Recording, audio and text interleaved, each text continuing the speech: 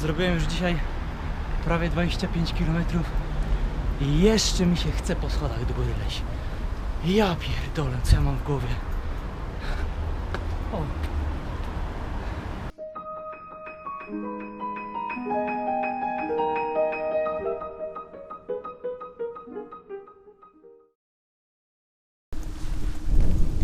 Set po prawie. No to dzień dobry Państwu, witam Państwa na Węgrzech. Mówi się, że Polak, Węgier, dwa baranki. Do tego powiedzenia jeszcze wrócę. Natomiast Węgrzy należą do ludów ugrofińskich i do dzisiaj 3 ludy ugrofińskie mają swoje państwa. Są to właśnie Węgry, Finlandia i Estonia. Oni są ze sobą spokrewnieni, nie z nami. Węgrzy to nie są Słowianie. Jeszcze 6000 lat temu plemiona ugrofińskie zamieszkiwały zachodnią Syberię, ale zmiany klimatu, osuszanie się terenów i napływ nowych, nieprzyjaznych ludów ze wschodu sprawił, że zaczęli oni migrować.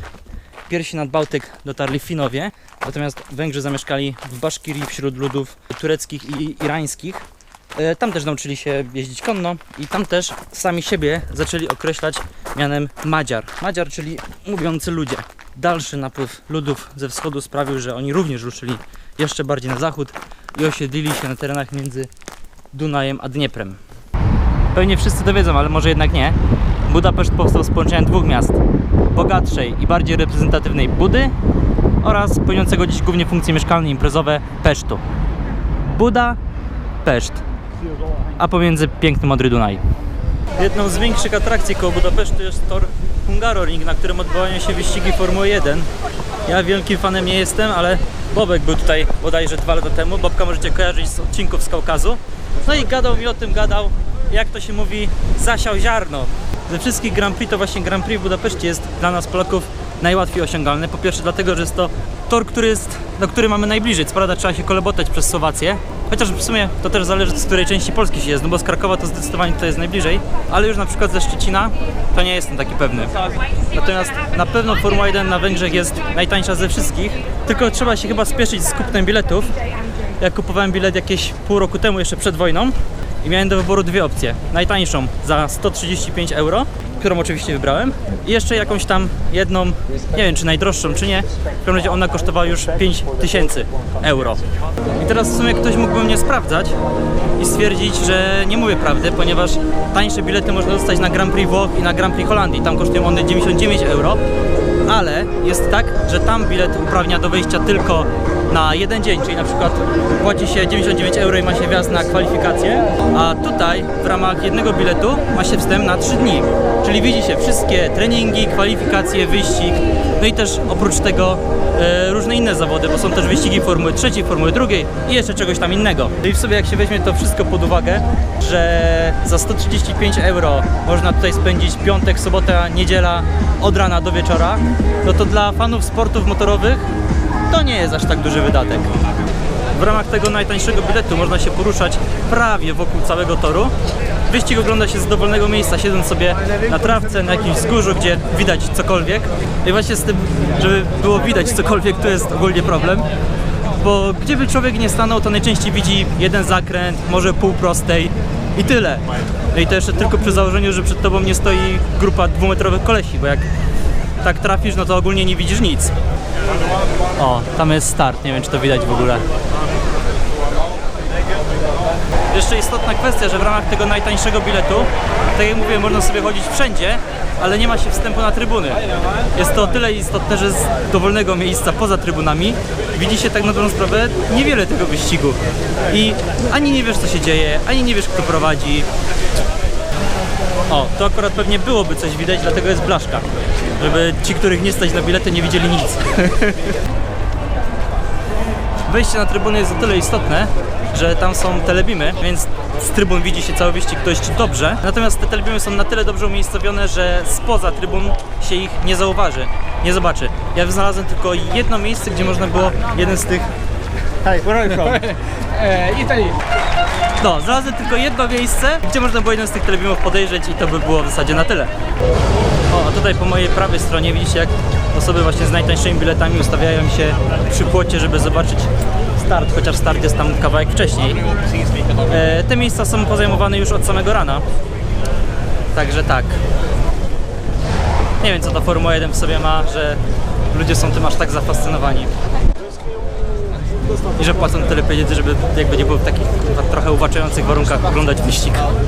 Natomiast jestem pod wielkim wrażeniem marketingu, tego, że ktoś sprawił, że tak dużo ludzi jest w stanie wydać tak dużo pieniędzy po to tylko, żeby tu być. Biorąc pod uwagę wszystkie trybuny, cały teren wokół, to jest, nie wiem, ze 100-200 tysięcy ludzi? A kibic, wiadomo, musi też coś zjeść, musi wypić piwo. To wszystko też tutaj jest nietanie. Tu jest taka kasa. Nie wiem, czy jest jakikolwiek inny sport, gdzie na jednym evencie zarabia się więcej pieniędzy. Natomiast w tych wszystkich fragmentach, gdzie pokazywałem wam, jak wygląda wyścig z różnych miejsc wokół toru, to nie było to, co ja widziałem. Ja po prostu miałem kamerę wysoko podniesioną do góry, jeszcze na lekkim zoomie. W ogóle jest tu tyle ludzi, że sieć nie wyrabia i nie ma neta. Teraz już w ogóle nie wiem, kto jest w góry. Ja nie ukrywam, że oglądanie Formuły 1 na żywo mnie nie urzekło. Ze wszystkich sportów motorowych, no ja jakby jestem z Podleszna, więc dla mnie żużel to jest religia. I na żużlu, jak usiądę na stadionie, no to widzę cały wyścig od początku do końca, wszystko, co się dzieje na torze. A tutaj płaci się kilkaset złotych za to, żeby zobaczyć jeden zakręt i raz na jakiś czas wzium, albo kilka tysięcy, żeby zobaczyć cały wyścig na Telebimie. No to już chyba lepiej jest usiąść sobie w chałupie z zimnym, znacznie tańszym piwkiem i obejrzeć wyścig w telewizji. A w ogóle teraz taka ciekawostka. Widzicie, że są ludzie po lewej stronie, tam są ludzie po prawej stronie. No to jest taki pas, gdzie nikt nie siedzi. Wiecie czemu? Bo tam jest drzewo, które zasłania tor. No są to takie kwiatki, no. No nic, ponarzekałem trochę i już faktycznie drugi raz na Formułę 1 bym się nie wybrał. To jednak nie ukrywam, że atmosfera trochę mi się udzieliła. I przeżyć to raz, zobaczyć na żywo, no jest nawet fajnie. Ja się nie nudziłem w każdym bądź razie. I to jest chyba najważniejsze.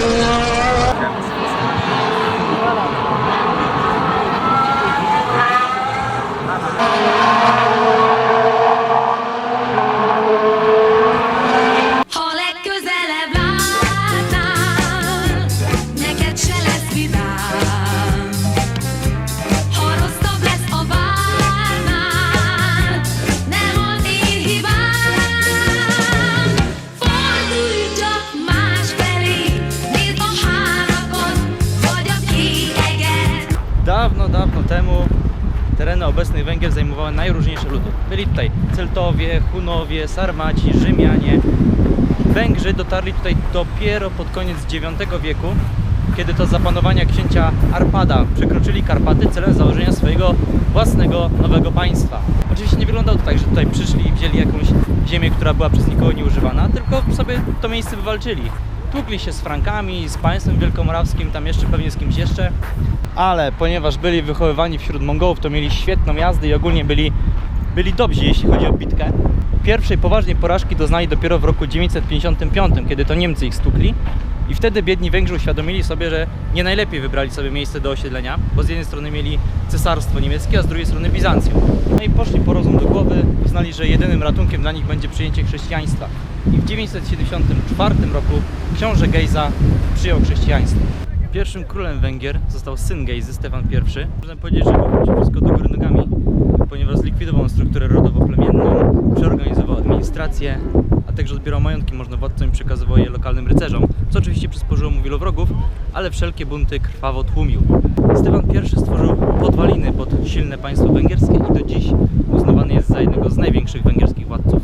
W pierwszych dekadach istnienia państwa największym zagrożeniem były wewnętrzne bunty, wynikające właśnie z tej reorganizacji społecznej i zmian religijnych, a także zagrożenie, tak jak wspominałem wcześniej, ze strony Bizancjum i Niemiec. I wyłącznie umiejętna polityka sprawiła, że Węgry zachowały swoją integralność terytorialną i niezależność. Po prostu wiedzieli, komu i kiedy posmarować. Kraj rozwijał się bardzo dobrze, sytuacja wewnętrzna była stabilna, a to sprawiało, że do kraju napływały rzesze rzemieślników i artystów i Węgry rosły w siłę.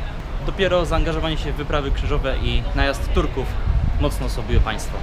O, wiecie, co mnie irytuje w Budapeszcie? Nie wiem czemu, ale bardzo często to jest ryba net. robię sobie coś na telefonie, robię i nagle przestaję robić, bo mi zerwało połączenie. I tak minutę trwa, zanim to połączenie mi ponownie złapie. Nie wiem czemu. Nie będę tego nagrywać, bo jednak trochę mi głupio, ale bezdomni w Budapeszcie łowią pieniądze na wędkę. Po prostu siedzi sobie taki pod murkiem, ma długi kijaszek, a na końcu przywiązaną puszeczkę. I nie wiem, czy jest to szczyt lenistwa, czy może po prostu narodowe zamiłowanie do wędkarstwa, bo Węgrzy ogólnie bardzo lubią łowić ryby, bardzo lubią też jeździć konno, pod tym względem są podobni do nas. Zarówno na Węgrzech, jak i w Polsce dużo jest łowisk i dużo jest ranch. Już za panowania dynastii Arpadów Polska i Węgry zawierały ze sobą sojusze, jednak dopiero w XIV wieku dynastia andegaweńska bardzo mocno te relacje zacieśniła. To z tej dynastii królem Polski i Węgier został Ludwik Węgierski, również z tej dynastii pochodzi nasza królowa Jadwiga. Nasza, No a z dynastii Jagiellonów chociażby królem Polski i Węgier był Władysław Warneńczyk. W XV i XVI wieku wpływy na Węgrzech próbowali poszerzać sobie Habsburgowie. Sytuacja zmieniła się w 1526 roku, gdy armia węgierska została rozbita przez armię turecką pod Mohaczem. Wtedy właśnie Węgry zostały podzielone na 3 części. Zachodnią, zależną od Habsburgów, środkową, podległą Turcji i wschodnią, to był niezależne, nazwijmy to państwo, Siedmiogród. Podzieliło się również społeczeństwo. Część uważała, że trzeba się dogadać z Habsburgami i jakoś sobie walczyć trochę swobód. Część z kolei uważała, że trzeba się dogadać z Turkami i pokonać Habsburgów. W części austriackiej Habsburgowie zwalczali reformację, czym zasłużyli sobie na miano nietolerancyjnych władców absolutnych. Natomiast całkowitym przeciwieństwem był Siedmiogród, który był takim wolnościowym krajem w pełnym tego słowa znaczeniu.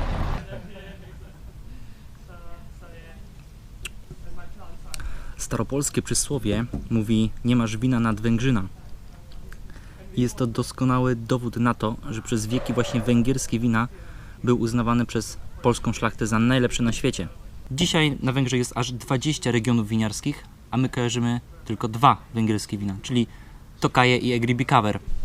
Tokaj swoją drogą był moim ulubionym winem w czasach liceum z tak zwanej wyższej półki, bo wtedy to się piło głównie beczkę mocną i komandosa. Wina węgierskie mają zawsze dwuczłonową nazwę i Egri-Bikaver jest tutaj dobrym przykładem.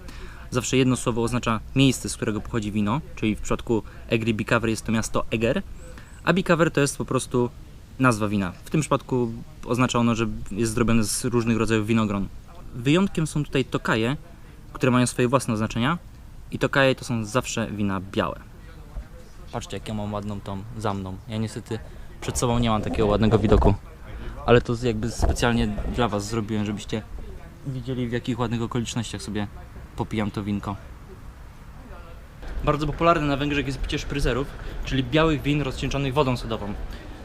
Dziwne, prawda? Jakby po co rozcieńczać alkohol? Natomiast muszę z ręką na sercu przyznać, że jest to dobre. Takie bardzo orzeźwiające. Można to pić szklankami. Od rodzinki, u której mieszkam, dostałem rower, żeby sobie trochę pojeździć. Ale jest strasznie zdezelowany. Po pierwsze, bardzo źle mi się na nim jedzie. A po drugie, mam takie wrażenie, że on mi się za chwilę rozsypie. A tam widać Balaton. Przez cały XVII wiek austriacka część Węgier musiała odpierać ataki Turków, a z kolei wolny i niezależny Siedmiogród starał się troszkę tą Austrię podgryzać. Porażka Turków pod Wiedniem sprawiła, że w końcu doszło do zjednoczenia Węgier, ale zostało to dokonane obcymi mocami. W sensie, Austria zjednoczyła sobie Węgry, a inaczej mówiąc wciągnęła je pod swoje skrzydła. Więc po bitwie pod Wiedniem całe Węgry razem z Siedmiogrodem znalazły się pod panowaniem Habsburgów. Habsburgowie oczywiście próbowali siłą germanizować Węgrów i ich sobie podporządkowywać. Jednym z największych węgierskich bohaterów jest Franciszek II Rakoczy. To jest magnat, jeden z najbogatszych w ówczesnych czasach Węgrów. Stanął on na czele powstania antyhabsburskiego w 1703 roku. W powstaniu tym mieli pomóc Francuzi, mieli pomóc Rosjanie, ale koniec końców Węgrzy zostali sami. I według Rakoczego powstanie zakończyło się kompletną porażką. I w zasadzie trochę tak było. Co prawda Węgrzy wywalczyli sobie swego rodzaju niezależność, ale tak naprawdę bez możliwości decydowania o czymkolwiek. Austriacy zaczęli zasiedlać Węgry Serbami, Rumunami, Słowakami, Czechami i w efekcie Węgrzy stanowili mniej niż połowę populacji w swoim własnym kraju, co oczywiście przyczyniło się do wielu problemów narodowościowych, które trwały aż do połowy XX wieku. Można powiedzieć, że wszelkie gesty przyjaźni ze strony Habsburgów były pozorne, co prawda może i powoli, ale germanizacja Węgier postępowała. Musicie mi też wybaczyć, że w tym odcinku mam cały czas taką krzywą mordę. Połamały mi się okulary przeciwsłoneczne. A że jestem programistą, to nie przywykłem do światła słonecznego. Węgry mają chyba silną politykę antynikotynową, bo tutaj nie kupi się fajek normalnie w sklepie czy na stacji benzynowej. I tutaj są takie specjalne sklepy od lat 18 i tylko tam można kupować papierosy. Nie wiem w sumie co z wysokoprocentowym alkoholem, ale nie no, kurwa wódkę widziałem w sklepie, więc widocznie wódka nie jest taka zła jak papierosy.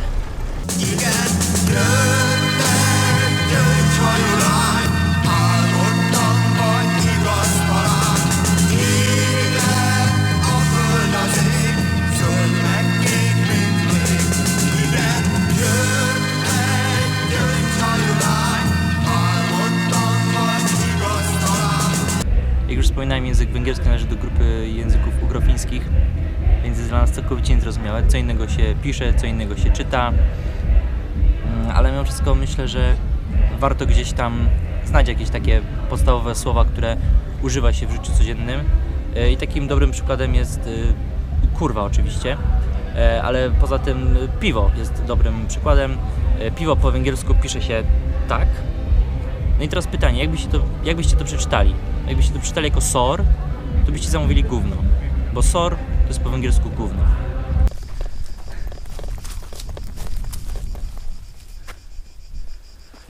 Rewolucje w Europie sprawiły, że również Węgrzy uznali, że mogą się uwolnić od Habsburgów. W trakcie wiosny ludów wybuchły takie duże powstanie. Niestety na pomoc Austrii przybyła Rosja i rozbiła Węgrów. I wtedy już oficjalnie, bez żadnych skrupułów, Austria wchłonęła Węgry. Następne lata nie były dla Austriaków zbyt dobre i koniec końców musieli się oni z tymi Węgrami dogadać. Powstało więc w 1867 roku federacyjne państwo o nazwie Austro-Węgry, posiadające 2 stolice, 2 parlamenty.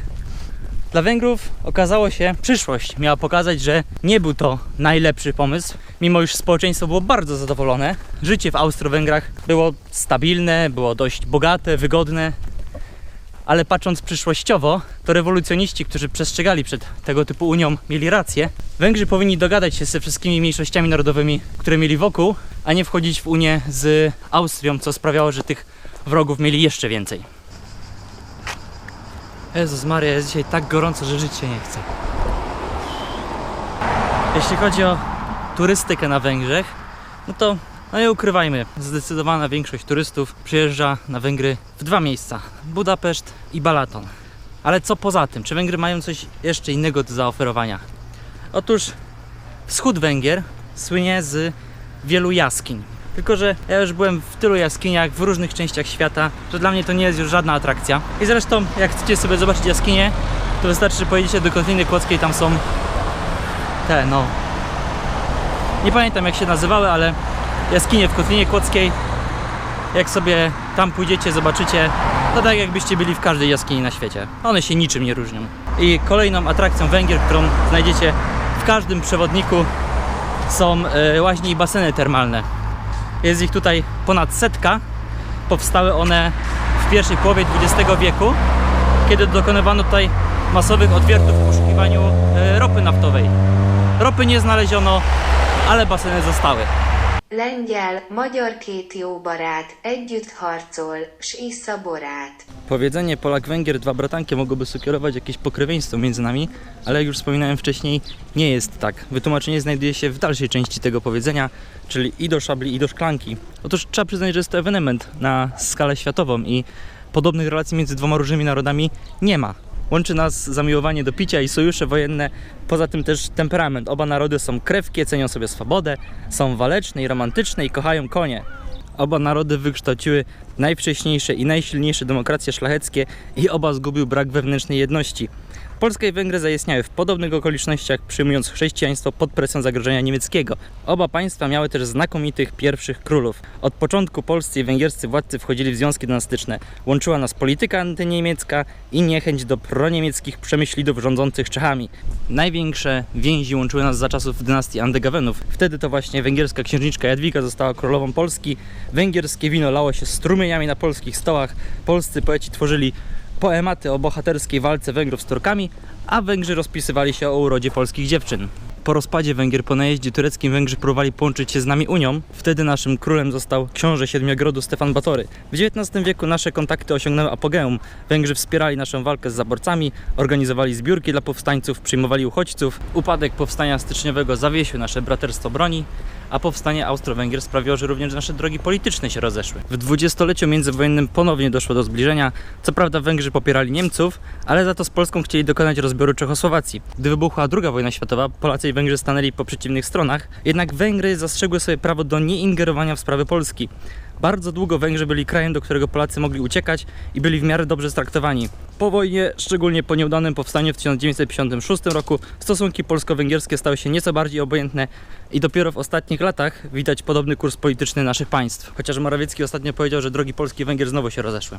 Kuchnia węgierska jest uznawana za kuchnię pikantną i owszem, Węgrzy są mistrzami w wykorzystywaniu papryki, ale słodkiej. Poza tym, no nie da się ukryć, ich kuchnia jest wysokokaloryczna i raczej niezdrowa, ale za to kurczę, jaka dobra. Oni mają tutaj na tyle dobry klimat, na tyle dobre gleby i urozmaicone w ogóle środowisko, że mają dostęp do bardzo wielu produktów, które potrafią fenomenalnie wykorzystywać w kuchni. Kuchnia węgierska przez lata też podlegała różnym wpływom.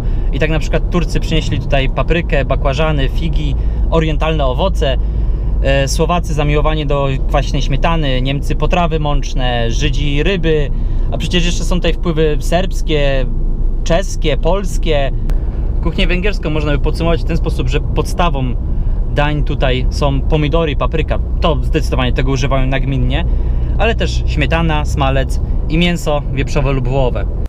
W trakcie I wojny światowej zginęło 1,5 miliona Węgrów.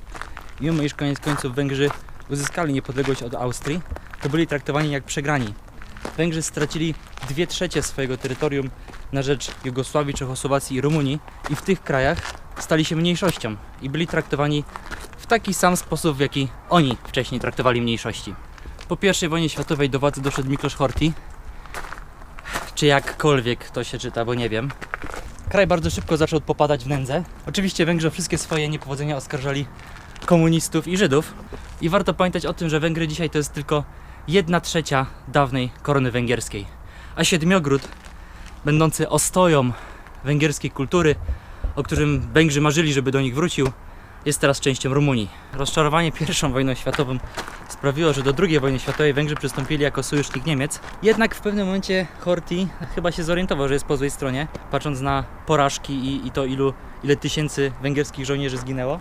I zaczął po cichu kolaborować z aliantami. Jak się Hitler o tym dowiedział, no to się oczywiście zdenerwował i w 1944 najechał Węgry. Wtedy właśnie zaczęły się masowe wywózki Żydów i dopiero w 1945 roku Armia Czerwona oswobodziła Węgry. No i kraj, jak wszystkie kraje bloku wschodniego, podążył, kurczę, źle to powiedziałem. No i po tym Węgry podążyły taką samą drogą jak wszystkie państwa bloku wschodniego. W 1956 roku wybuchło powstanie, w wyniku którego zginęło 25 000 Węgrów, a 250 000 opuściło kraj. Zmieniła się na nią trochę polityka wobec Węgier. Uznano, że Węgrom trzeba napchać brzuchy i zamknąć usta. Więc na Węgrzech zawsze były pełne półki i eleganckie restauracje, co robiło wrażenie na turystach z bloku wschodniego. Natomiast sierpień 1980 roku uznano za naszą fanaberię i dziwiono się, czemu nam się nie podoba w komunie.